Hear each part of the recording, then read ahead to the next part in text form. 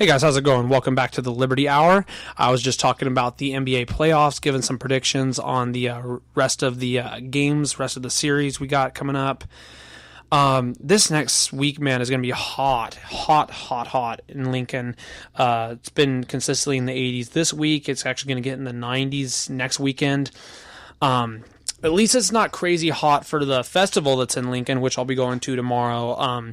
They got this carnival in Lincoln, and it's fun. You know, even though people say, "Oh, carnivals are for kids," yeah, I think it's for adults too. I think it's pretty fun. So I'll definitely be heading over there tomorrow to check that out. Portuguese festival in town. Earlier today, got to give a shout out to my Sierra sports teams. Our beach volleyball team. The whole team made it onto the state, and then two of our pairs, the ones and twos, made it onto state as the pairs, which is great. So congrats to them. Softball won their first game today of their 3-game series for the first round against West Valley. They won 8-0 in 6 innings. Baseball won 2-0 over Butte. Got out of a crazy hole. They were had bases loaded in, I think, the 7th inning, and they got out of it. I think there was like 1 out. So baseball got a big win today. They play tomorrow, and if they win one of the next 2 games, they'll win that series and make it on to the next round. So Sierra's doing great, and it's looking like a good finish, which is great. Great finish for me because I'll be transferring to Sac, so hopefully finish out strong. I wanted to go ahead and talk about the NFL draft with you guys since that happened last week. And I didn't get to talk about it as much as I would have liked to last week. So this was how it went in the first round. So the first pick, and I'm going to go ahead and just talk about this, was Baker Mayfield, quarterback of Oklahoma. He went to the Browns. There is, in my opinion, no need why the Browns needed to draft Baker Mayfield. I'm not saying he's a bad player. He's a good player. He's a good quarterback. He was a great quarterback at Oklahoma. But the Browns don't need a quarterback. They've got Kaiser, who they drafted last year, and they've got Tyrod Taylor. So they got quarterbacks already that they can play, and one that has experience. My thing is they should have taken Saquon Barkley because they don't have a running back. They don't have a run game there at all. I mean, they don't have a lot of things, but I'm just saying if they wanted to improve on offense, they should have taken a position that they don't already have somebody that can play in. So Saquon Barkley would have been nice. He's a running back from Penn State, and he was taken second by the Giants. Another person I think that the Browns could have drafted, they drafted Denzel Ward from Ohio State, cornerback, which I think was a good pick. But once again, you could have taken Barkley with the other pick, or, in my opinion, you could have taken a guy that went to the Falcons, who played wide receiver at Alabama, who was one of the key reasons which got them the national championship this year, which was Calvin Ridley. I mean, the guy, in my opinion, was the best wide receiver in all of college football. And the Browns don't exactly have a wide receiver either, so you take Barkley and or Ridley, you improve your offense dramatically. And so, you know, they're obviously going to be helped out on defense with Ward there back in the secondary, but they still have got a lot to work on. They don't have anybody to throw the ball to, and that's going to be a key problem for them. They did get I think Allen Robinson was who they got. I'm going to check on that. But, yeah, they didn't need Baker Mayfield, in my opinion. That was just something that they didn't need. Oh, my bad. Allen Robinson's going to the Bears. So, once again, it gets to my point. They didn't need to draft Baker Mayfield. I know that the Browns have Carlos Hyde now, who it hurts me a little bit, but we got Jerick McKinnon over in the Niners. So like I said, Calvin Ridley would have been a nice pick for them. I think they could have even taken another running back, like I was saying. Let's see. So second, like I said, was Saquon Barkley. Third was Sam Darnold from USC, quarterback. I think that's good. The Jets need a quarterback pretty bad. Broncos got arguably the best defensive player in the draft, which was Bradley Chubb from NC State. I think he's going to be a big impact for them on defense for sure. Could really make a big impact in the AL or AFC West for sure. That division will be very competitive this year.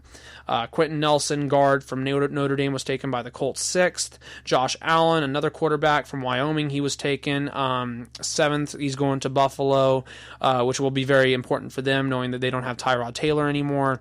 Roquan Smith, linebacker, who I wanted the Niners to get, which pissed me off because they were the pick before the Niners. He went to the Bears. He's a linebacker from Georgia.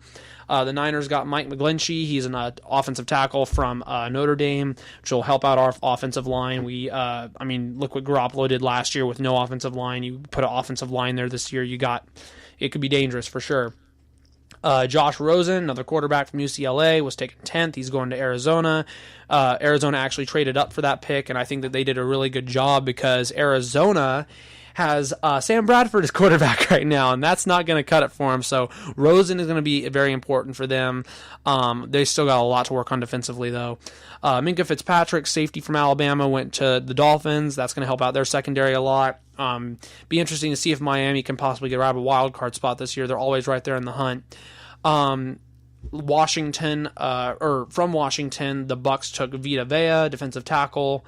That'll help them out a lot there in Tampa Bay. It's still honestly the toughest division in football. It's not going to be enough for them. Defensive tackle from Alabama, De'Aaron Payne, went to Washington. Marcus Davenport, defensive end from San Antonio, went to the Saints. The Raiders got Colton Miller, offensive tackle from UCLA. Tremaine Edwards, linebacker from Virginia Tech. He's going to the Buffalo Bills. The Chargers got Derwin James, safety from Florida State. Cornerback from Louisville, Jaire Alexander, going to Green Bay. Those are the top roughly 20 picks right there. Another key one, obviously besides Ridley, which I already mentioned, who went 26th, is Lamar Jackson, quarterback from Louisville, who honestly, in my opinion, was second in second place for the college to win the Heisman, and he got taken the last pick of the first round. He wouldn't have even been taken first round if it wasn't for Baltimore trading up to get him. And personally, I want to see him prove some teams wrong. Because, Flacco's a decent quarterback and all, but I think Lamar Jackson really could be very big. And it was frustrating to see him go so late because I think he is better than some quarterbacks who were taken earlier in the draft. Another couple of key picks were Pettis. He's a wide receiver from Washington. He went to the Niners. That'll help us out quite a lot there as well. That's roughly the first round. The main key thing I wanted to hit on, though, was the fact of Baker Mayfield going first, and to me just wasn't a smart pick for the Cleveland Browns, knowing that they need help in many other areas, even on offense alone. So that's just my thoughts on everything when it comes to that. So like I was saying, I wanted to go ahead and touch on when it came to that Hawaii volcanic eruption. We have some updates from that, so transitioning in from sports to that. This is an article that was from CNN earlier. Hawaii jolted by magnitude 6.9 quake as residents flee volcanic eruptions. For residents of the Big Island of Hawaii, hold on one sec, my computer's being a little bit slow. Sorry. All right, there we go. Sorry about that technical difficulty there. For residents of the Big Island of Hawaii, Friday was a day of fraught nerves as a strong earthquake shook their homes, which are increasingly threatened by a volcanic eruption that doesn't show any signs of slowing down. The magnitude 6.9 tremor that jolted the island was one of more than 110 earthquakes in just 24 hours. It knocked out power to some residents who are already dealing with mandatory evacuation orders, molten rock, and high levels of sulfur dioxide in the air. The situation wasn't getting any better, Civil Defense Administrator Tal Magno told reporters Friday afternoon. Activity continues. It doesn't look like it's slowing down, he said.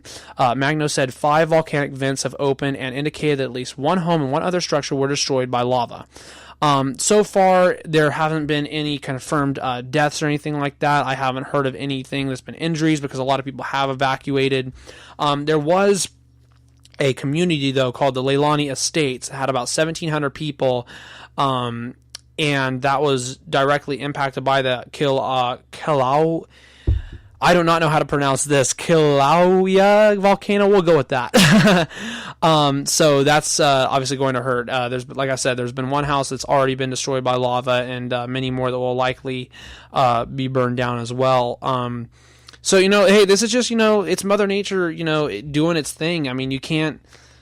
I mean, this earthquake or this volcano was reportedly bubbling since 1983, and just erupted today. So it's definitely been coming. And when you live in a place like Hawaii that has active volcanoes, and when you live in places like central, even Midwestern USA, where tornadoes are going to be a big issue, or you live in the Bay Area where earthquakes are possible. You take those risks when you live in those places, and you got to understand, hey, Mother Nature, can be very, very destructive at times, and it's the consequence of living in an area like that. Even though it's a very beautiful place to live in, there can definitely be some events that happen that aren't so beautiful, and that can unfortunately ruin houses, communities, and even people's lives. And there's not much you can do about it, but definitely very interesting, fascinating thing. It's still developing, so hopefully we don't see any injuries or deaths from this, and hopefully the communities in those areas can recover decently quick. I wanted to go ahead and touch on another issue here, and I'm pulling it up right now. It has to do with the continued United States war that we're never getting out of in Afghanistan. So let me pull this up, because I looked up this article earlier this week, and I wanted to go ahead and pull this up here. So let's see, because this came out a couple days ago. I just got to find it. It was in Vice. Let's see.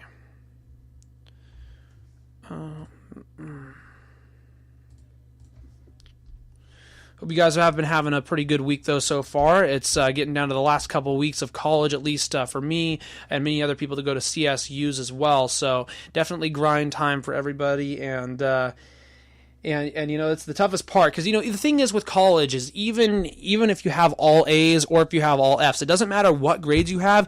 Everybody's panicking at the end of the semester, because you have so many assignments that are due, so many projects and stuff like that you got to get through. You have a lot of work coming, and you just gotta take everything as it is. You gotta swallow it up and be like, hey, I'm gonna get it all done. So that's that's just what it comes down to, is hard work and perseverance, and it's tough for some people out there, but it feels really good once you get through it, because then you have a full roughly 3 months off before you have to head back, which is good, because you need that break after how hard it is.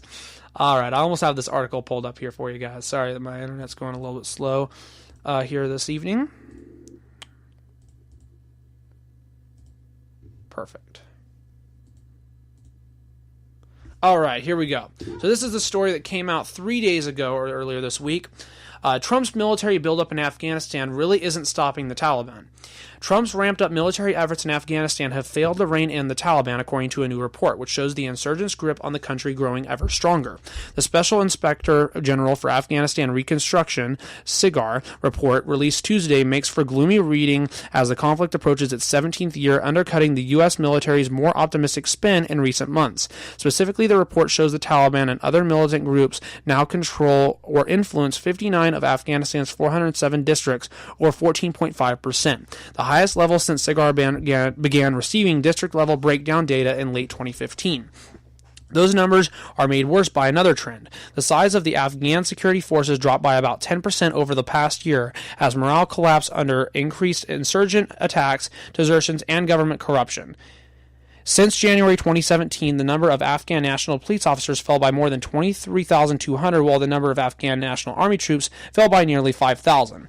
So basically, what this is saying is what we've been over there since 2001 for is still an absolute failure. There's no reason, after we got Osama bin Laden, why we still need to stay in that area. They've continued to move the goalpost in that region over there. They moved the goalpost in Iraq, and it's only costing us more United States tax dollars. It's cost many lives, and many lives over there too. It's cost hundreds of thousands of innocent civilian lives, not just in Afghanistan, but in Iraq, versus the drone strikes we've done in various other areas of the Middle East. But specifically here with Afghanistan, I mean, seriously, after you get Osama bin Laden, what is the point of staying in that region? You got your guy. Oh, they say, Al-Qaeda's still there. Okay, well, we got rid of Al-Qaeda, so we got rid of them. Oh, we have to get rid of the Taliban. Well, Taliban didn't even attack us on 9/11, so why the heck are we even still over there at this point? You know what's even more crazy? What's not even being mentioned in this article is the fact that over the last 4 or 5 years, ISIS has actually grown a stronghold in that region. So we have gone over there and tried to fight out ISIS in Iraq. In reality, they've only expanded into parts of Afghanistan. And these militant groups of the Taliban now control more districts than they did 3 years ago. It shows that what we're doing over there is not working. It's only failing, and we truly have to get out of that region. I'm going to continue with my discussion on this in part 3. We're getting towards the end of this part. I'll be right back.